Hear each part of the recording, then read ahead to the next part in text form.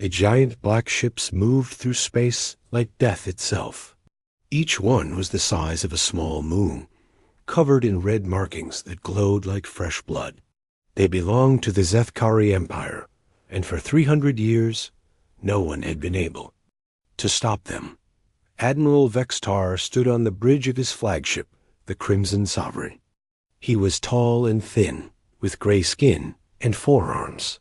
His red eyes watched the planet below him burn. Another world had fallen to his fleet. Another species had bowed down before the might of the Zethkari. The beings on this planet had tried to fight. They had built defense stations around their world.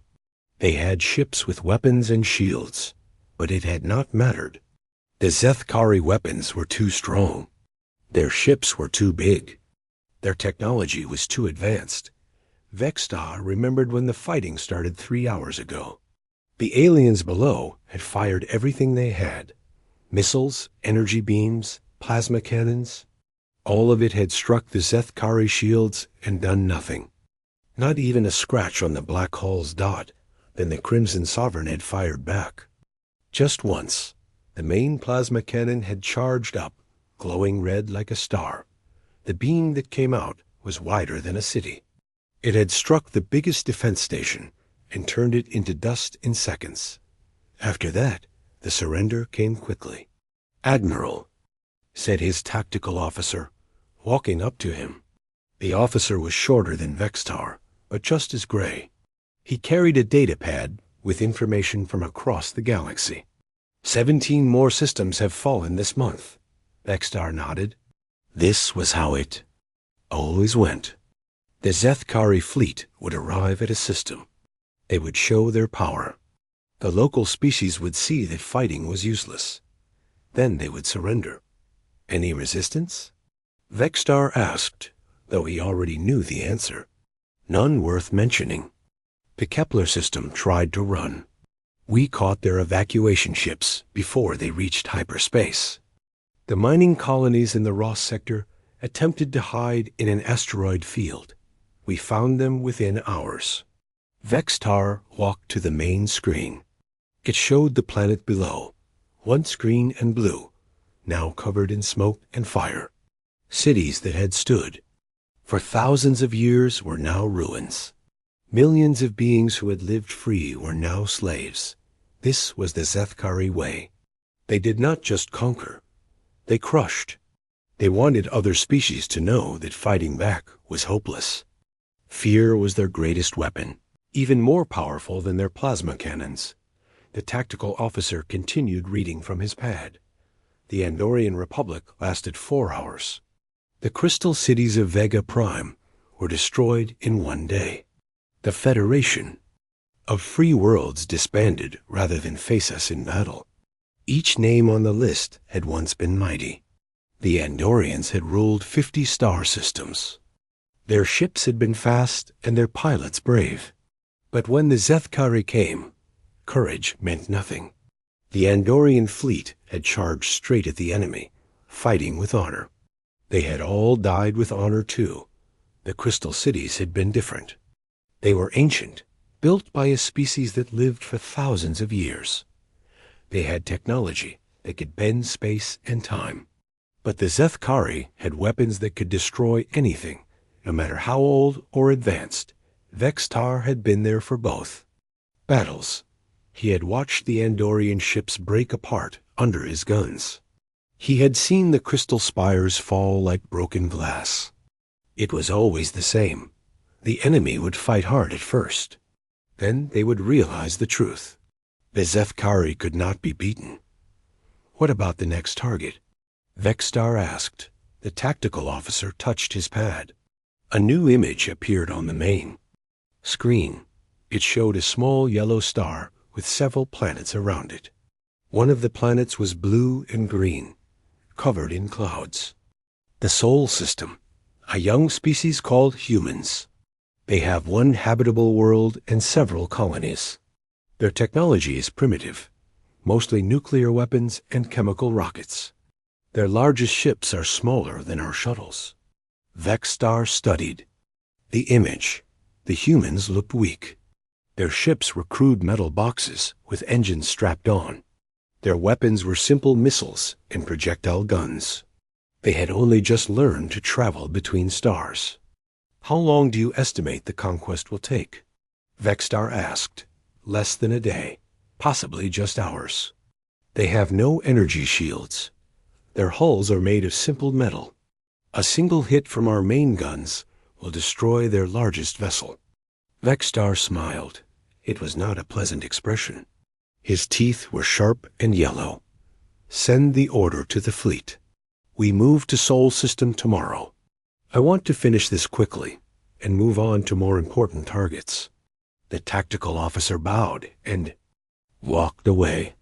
Vextar remained at the main screen, watching the conquered world below.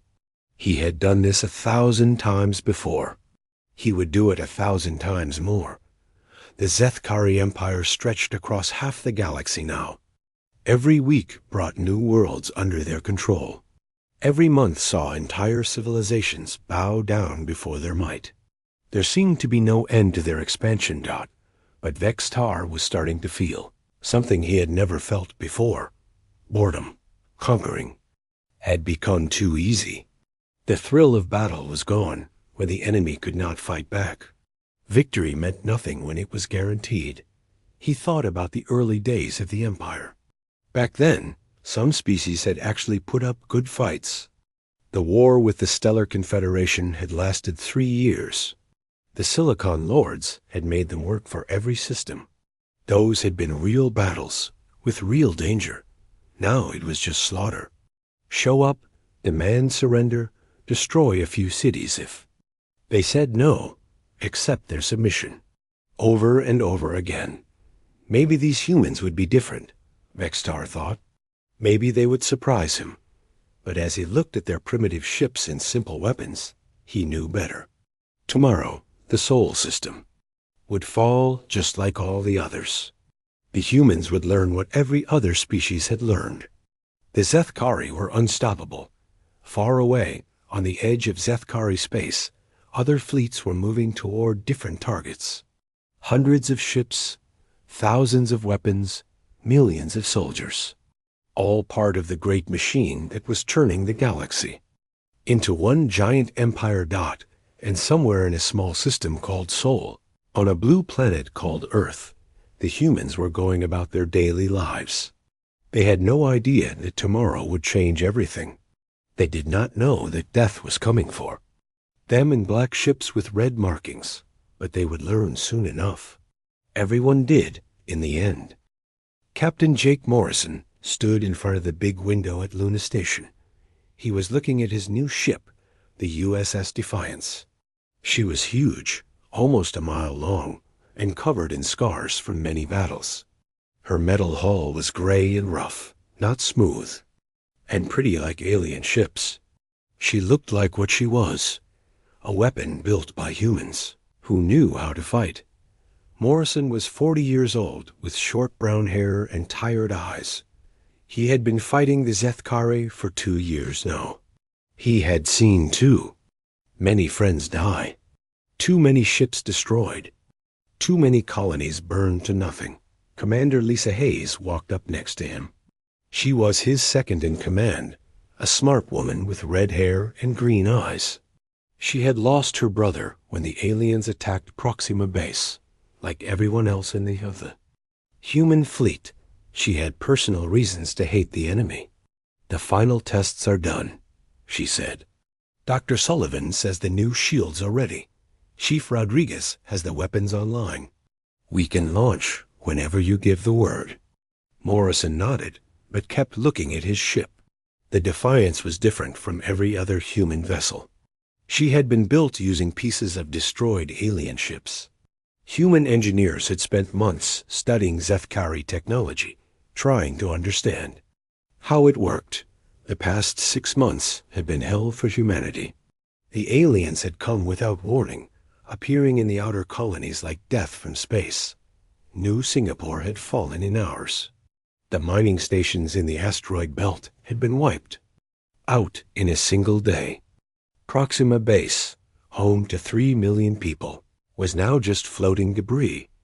Morrison's last ship, the USS Ranger, had been one of the few to survive the Battle of Titan. He remembered watching 17 other human ships die trying to stop just 3 alien cruisers. The enemy weapons had cut through human armor like it was paper. Human weapons had barely scratched the alien shields. But the Defiance was supposed to be different. She carried new technology that had been built from alien wreckage. Human scientists had worked day and night to understand how Zethkari shields worked. Now they had built their own version, hopefully better than the original. Chief Engineer Danny Rodriguez was down in engineering, checking every system one last time. He was a short, stocky man from Mexico who could fix anything that was broken. He had volunteered for this mission, even though he had a wife and 2 kids back on Earth. Like everyone on the crew, he knew this might be a one-way trip. Dr. Katie Sullivan was in the science lab, monitoring the experimental shield generators. She was young, maybe 28, but she was the smartest person Morrison had ever met. She had figured out how alien shields worked by studying just a few pieces of wreckage. If anyone could make this crazy plan work, it was her. The ship's computer was called Alex. It was not really smart like a person, but it could think faster than any human. It controlled thousands of systems all at once, making sure everything worked together perfectly.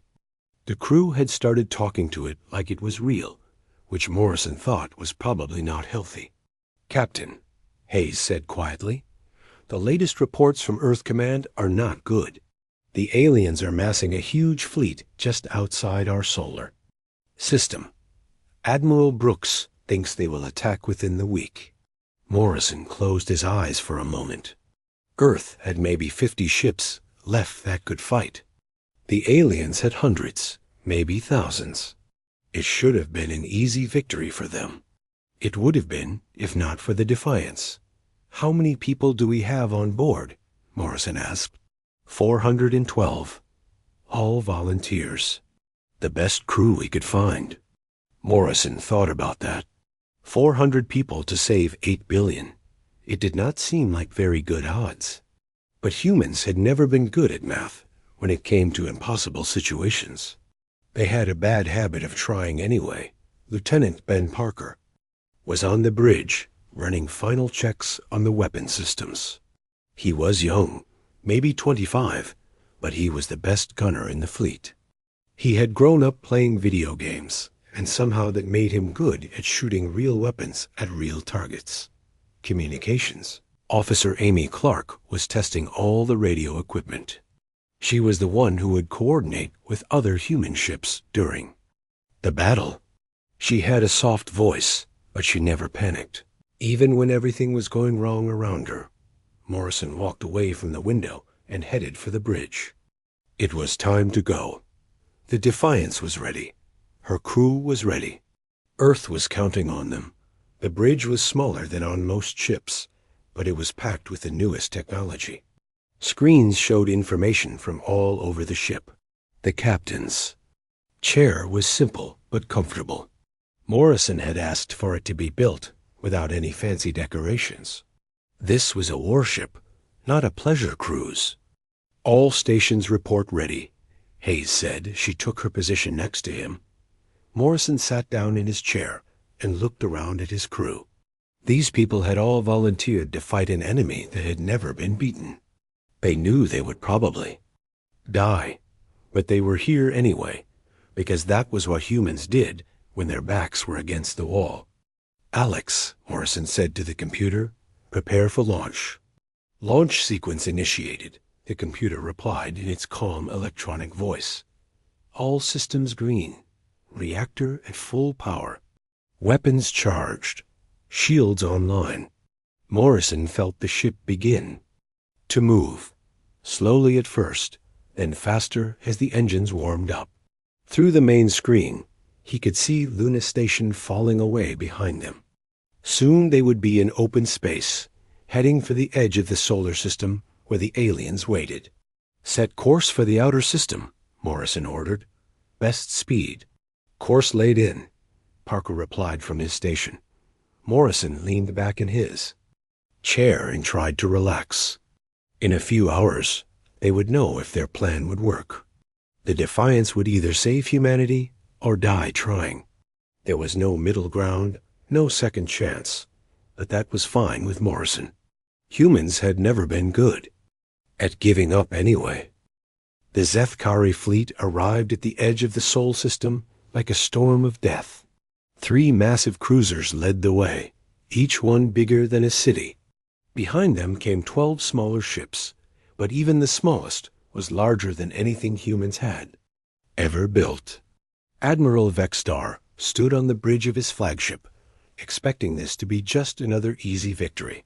The alien ships were beautiful in a terrible way. Their black hulls reflected no light, making them look like holes in space itself. Red markings ran along their sides, glowing like veins filled with fire. They had conquered 1,000 worlds with these ships. Today they would conquer one more. Captain Morrison watched the enemy fleet on his main screen.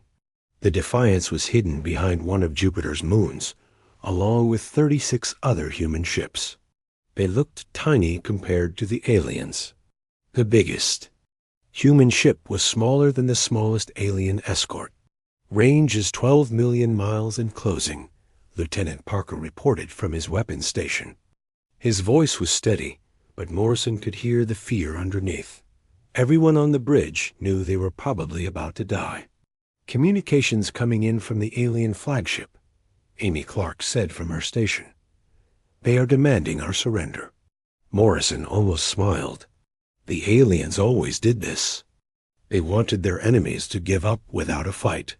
It saved time and ammunition. But humans had never been good at giving up. Put them on screen, Morrison ordered. The main display changed to show Admiral Vexstar. The alien was tall and thin, with gray skin and 4 arms. His red eyes looked at Morrison like he was studying an interesting bug. I am Admiral Vexstar of the Crimson Fleet, the alien said in perfect English. His voice was cold and emotionless. You will surrender your system immediately. Your ships will power down their weapons and prepare to be boarded. Your people will submit to Zethkari rule. This is your only warning. Morrison stood up from his chair. He looked directly at the alien admiral and spoke clearly so everyone could hear him. This is Captain Jake Morrison of the United Earth Fleet. I have a message for you and your entire fleet. You can take your surrender demand and shove it where your sun does not shine. Vexstar's expression did not change, but Morrison could see surprise in his red eyes. Most species begged for mercy at this point. Humans were apparently different. Very well, Vexstar said. You have chosen death. Do not say we did not offer you a chance. The screen went dark. Morrison sat back down and looked at his crew. They were all watching him, waiting for orders. These people had volunteered to fight an enemy that had never lost. They deserved a captain who would lead them properly. All ships, Morrison said, into his communicator. This is Defiance. Attack pattern Alpha. Target the big ships first. Make every shot count. The human fleet moved out from behind Jupiter's moon like angry wasps. Their ships were small and fast compared to the alien giants. They spread out, trying to make themselves harder to hit.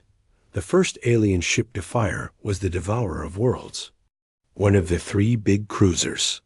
Its main weapon was a plasma cannon that could crack moons in half. The weapon charged up, glowing red like a small star.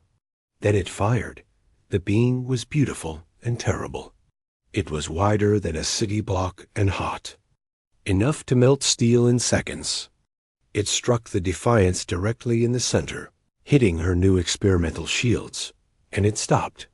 For the first time in 300 years, a Zethkari main weapon had been completely blocked. The plasma beam hit the human shields and scattered, like light hitting a mirror. The Defiance was not even scratched. Morrison felt his heart jump in his chest. Dr. Saladin's shields actually worked. The crazy plan might actually succeed. "Return fire," Morrison ordered. "All weapons." The Defiance had 6 railguns mounted along her sides. Each one fired tungsten slugs at nearly the speed of light. The metal projectiles were small, but they hit with the force of nuclear weapons. Not all 6 guns fired at once. The tungsten slugs crossed space in seconds and slammed into the devourer of worlds. The alien shields, designed to stop energy weapons, could not handle solid projectiles moving so fast. The slugs punched through the shield like it was not their dot. The alien ship's hull cracked open like an egg. Atmosphere and debris sprayed out into space. Secondary explosions began to ripple along the ship's length as internal systems failed. Morrison watched the alien ship die and felt something he had not felt in months. "Hope, target the second cruiser," he ordered. Same pattern, but the aliens were not going to make it easy. The remaining 2 big ships began firing everything they had. Plasma beams, missile swarms, energy torpedoes. The space around the human fleet lit up like the 4th of July. Most of the human ships had old-style shields that could not stop the alien weapons. The destroyer USS Hampton took a direct hit and exploded in a ball of fire. The cruiser New York lost her engines and began spinning helplessly through space, but the Defiance kept fighting. Her new shields held against everything the aliens threw at her. Her railguns punched holes in alien hulls, while her missile launchers sent nuclear warheads into the gaps. The battle lasted 2 hours. When it was over, 2 alien cruisers were dead, and the 3rd was running away as fast as it could go. Half the alien escort ships were destroyed or disabled. The survivors fled toward the edge of the system. Morrison looked around his bridge. Parker was grinning like a crazy person. Clark was crying with relief. Hayes was staring at the tactical display like she could not believe what she was seeing. "Damage report," Morrison asked. "Minor hull damage on decks 7 and 12. Hayes replied, "No casualties." Shields held at 80% throughout the battle. Morrison nodded. They had done it. Humanity had won its first real victory against the Zethkari. But this was just the beginning. When news of this defeat reached the alien empire, they would send more ships, bigger ships. The real war was just starting, but for now, Morrison allowed himself to feel proud of his crew. They had shown the galaxy that the Zethkari could be. Beaten, that was worth celebrating, even if it would not last long. News of the defeat at Sol spread through the Zethkari Empire faster than their fastest ships. For 300 years, no enemy had ever destroyed a Zethkari cruiser in open battle. Now the humans had killed 2 in a single fight. The alien military was in shock. Admiral Vextar stood before the war council on the home world of Zethkar Prime.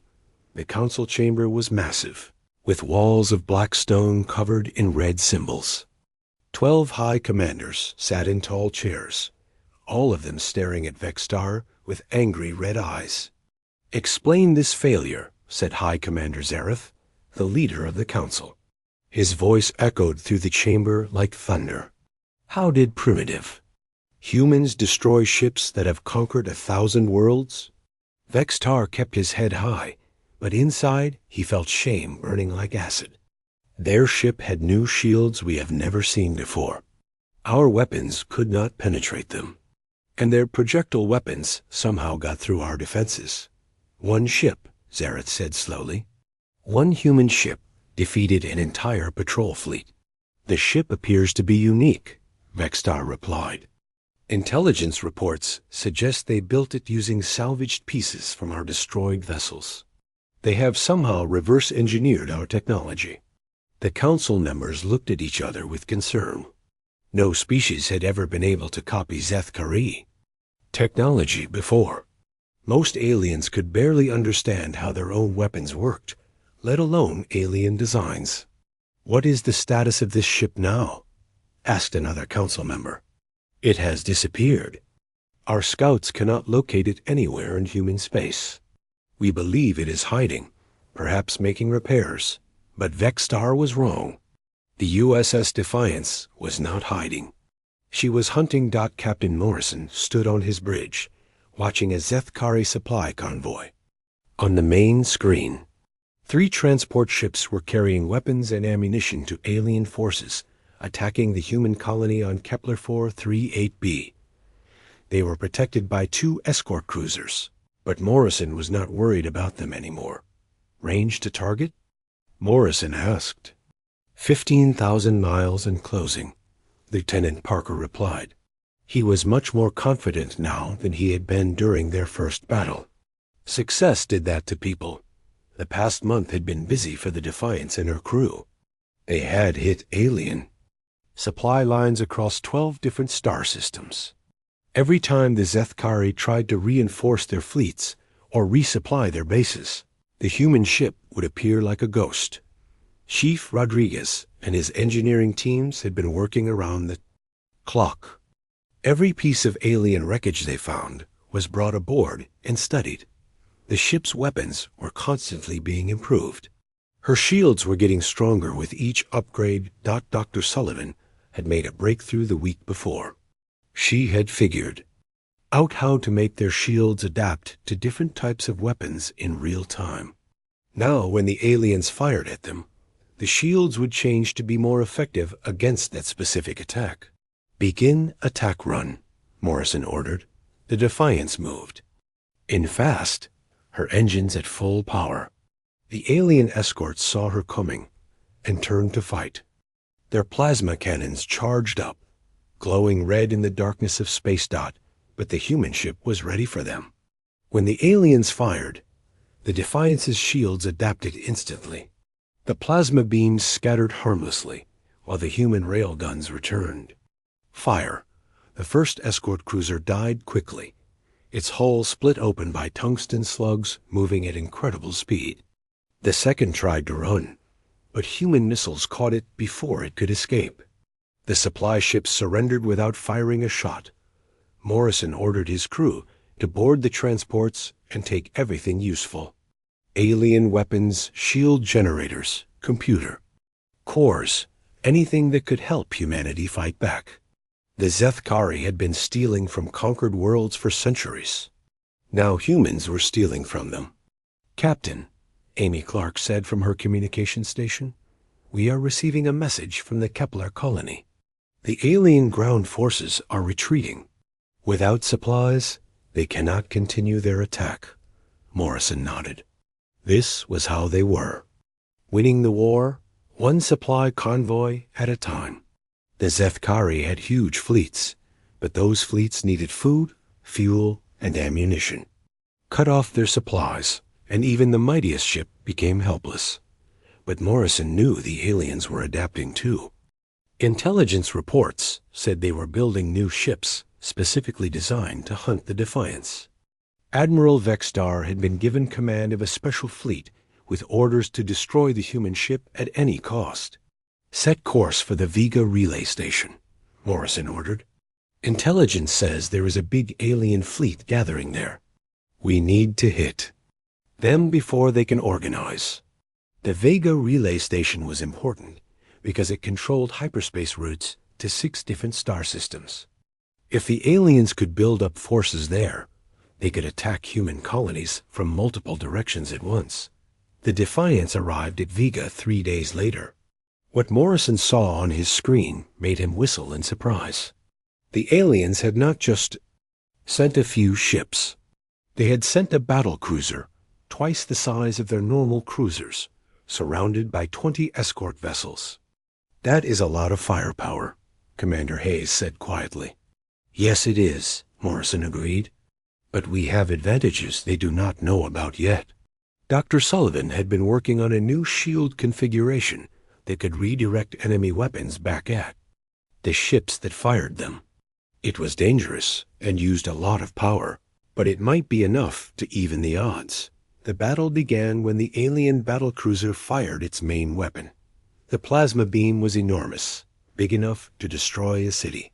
It struck the Defiance's shields, and something amazing happened. The beam bounced off like light, hitting a mirror, and struck one of the escort ships instead. The alien ship exploded instantly, destroyed by its own fleet's weapon. Morrison smiled. Target the battlecruiser. All weapons, continuous fire. The fight that followed was brutal. The aliens had more ships, but the Defiance had better technology and a crew that refused to quit. Parker's railguns punched holes in alien hulls, while Sullivan's shields turned their own weapons against them. Smoke cleared, the battlecruiser was drifting dead in space, and most of the escort ships were destroyed. The few survivors fled as fast as they could, carrying news of another impossible human victory. But Morrison knew this could not last forever. Every battle taught the aliens something new about human tactics.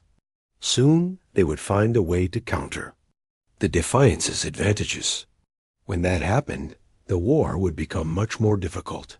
Still, for now, humanity was winning. One ship, one crew, one battle at a time. The final battle came at the Nexus Point, where 12 hyperspace lanes met in the middle of the galaxy. It was the most important location in known space, a crossroads that connected dozens of star systems. Admiral Vexstar had chosen this place for his last chance to destroy the human ship that had become his nightmare. Captain Morrison stood on the bridge of the Defiance, looking at the biggest fleet he had ever seen. 200 Zethkari ships floated in formation around the Nexus Point. At their center was the Eternal Dominion, a fortress ship the size of a small moon. It was the most powerful weapon the alien empire had ever built. Captain, Lieutenant. Parker said from his station, I count 43 human ships in our fleet. We are outnumbered almost 5 to 1, Morrison nodded. Every human ship that could still fight had come to this battle. Destroyers, cruisers, carriers, even some civilian ships with weapons bolted on. They all knew this was humanity's last stand. But they were not alone. All around the Nexus Point, other ships were watching. Ships from the Andorian Republic, survivors from Vega Prime, refugees from a dozen conquered worlds. They could not fight anymore, but they had come to see what would happen. Commander Hayes walked up next to Morrison. Sir, we are receiving messages from all over the galaxy. Every species that has ever fought the Zethkari is watching this battle. Some of them are even offering to help. Morrison thought about that. For 300 years, the galaxy had lived in fear of the Zethkari. Now, for the first time, there was hope. One human ship had shown that the aliens could be beaten. That was enough to make others believe again. Open a channel to all ships, Morrison ordered. All frequencies. Amy Clark worked at her station. For a moment. Channel open, sir. Every ship in the system can hear you. Morrison took a deep breath. He knew that his words would be heard across the galaxy. On 1,000 worlds, people would listen to what he said next. This is Captain Jake Morrison of the USS Defiance. I am speaking to every being who can hear my voice. Today, the Zethkari Empire dies. Not because we are stronger than them, not because we have better weapons, but because we refuse to kneel. He looked around at his crew. These people had followed him through 50 battles. They had never given up, never surrendered, never stopped fighting. We are humanity, Morrison continued. We have never bowed to tyrants. We have never surrendered to bullies, and we will not start today. Admiral Vexstar, if you want Earth, come and take it. The alien response came immediately. The Eternal Dominion began to move, its massive engines glowing red in the darkness. Behind it, the rest of the Zethkari fleet formed into attack formation. All ships, Morrison said to his own fleet, attack Pattern Omega, target their flagship. If we can kill the Dominion, the rest will break. The human fleet charged forward like an arrow shot from a bow. Their ships were small and fast, darting between the larger alien vessels. But the Zethkari were ready for them this time. The space around the nexus point lit up with weapons fire. Plasma beams crossed back and forth like deadly lightning. Missiles exploded in brilliant flashes. Ships on both sides began to die. The human destroyer Boston took a direct hit and broke apart. The cruiser Liberty lost her engines and began spinning helplessly. But the survivors kept fighting, using every trick they had learned in 100 battles. The Defiance pushed through the enemy formation like a knife through flesh. Her shields, now improved with technology from a dozen different species, held against everything the aliens could throw at her. Her weapons, upgraded with the best human engineering could create, punched holes in ships that had seemed invincible. Dr. Sullivan worked frantically at her station, adjusting the shields to counter each new weapon the aliens used. Chief Rodriguez pushed the engines beyond their safety limits, giving the ship speed she was never designed to have. Lieutenant Parker fired the railguns as fast as they could charge, each shot guided by targeting computers that learned from every miss. But the real battle was between the Defiance and the Eternal Dominion. The two ships circled each other like ancient knights, trading blows that would have destroyed smaller vessels. The alien fortress ship was enormous, covered in weapons and armor that had never been penetrated. Its main cannon was bigger than some human ships. When it fired, the beam was so bright it could be seen from other star systems. But the Defiance had something the Dominion did not.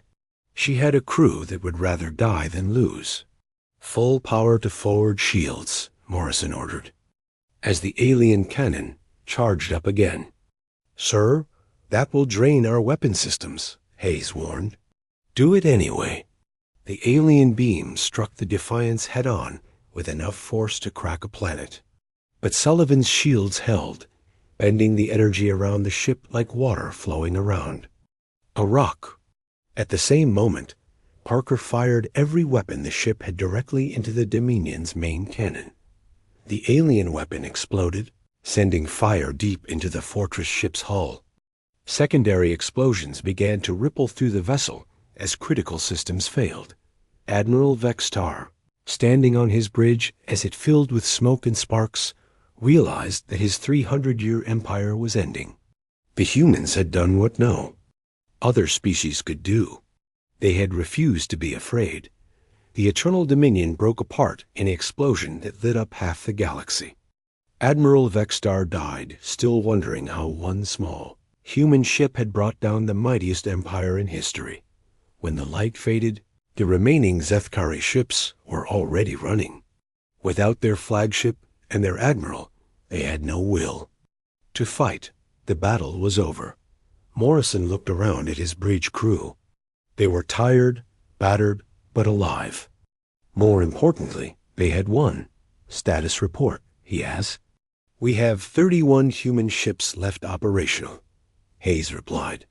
"Casualties are heavy, but we are still here." Morrison nodded. They had paid a terrible price, but they had saved not just humanity, but the entire galaxy. The Zethkari Empire was broken, its fleet scattered, its power gone forever. All across the galaxy, species that had been slaves for centuries began to remember what freedom meant. The age of the Zethkari was over. The age of hope had begun, and it had all started with one human ship that refused to give up.